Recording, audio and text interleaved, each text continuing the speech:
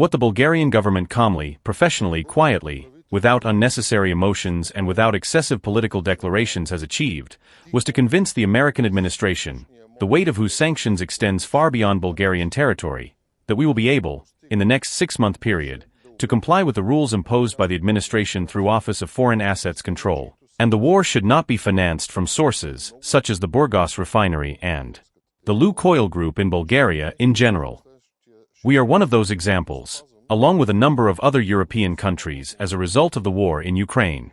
The sanctions that have been imposed have a very clear aim and objective, namely to end this war.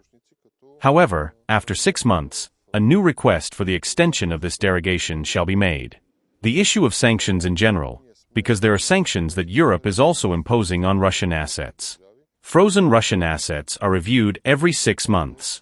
This is the period when you see how well they are working and how well the objectives behind them are being met. So in April we will again ask for a derogation. Now the important task before us is to ensure the timely and normal supply of oil, to make sure that its processing is unhindered and distribution is unhindered as well. We must be very clear that as long as the war continues in Ukraine and the yoga is not stopped, the killing will not stop and the peace talks will not start. Such sanctions by the European Union and by the United States will tighten the noose more and more. This will be subject to review after 6 months. Until then, our great hope is indeed that the Russian Federation will listen to the voice of reason and stop the fire. Actually, from Greece, Bulgaria, Moldova, Ukraine, Romania, Hungary and Slovakia. Bulgaria is the first country to take real action, and the Commissioner came on the spot to see for himself that we are at our best and working in full force. What colleagues are doing now is the first welds. 1 kilometer and 800 meters have already been welded with a special technology that is robotic, and in fact, after cleaning, a weld of 5 billion cubic meters is made very precisely.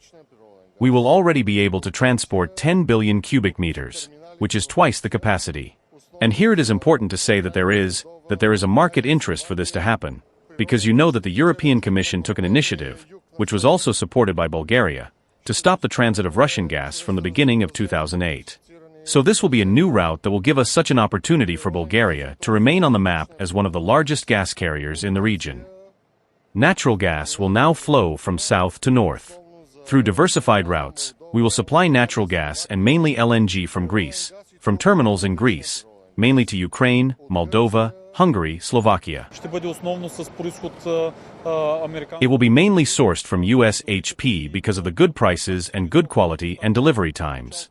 Since the beginning of the year, we have already delivered 56 kilograms, which will serve us through the winter months.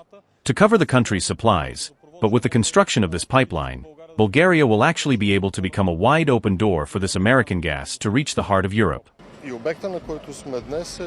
And the site we are on today is part of the great geopolitical race in the realm of competition, diversification of sources and routes.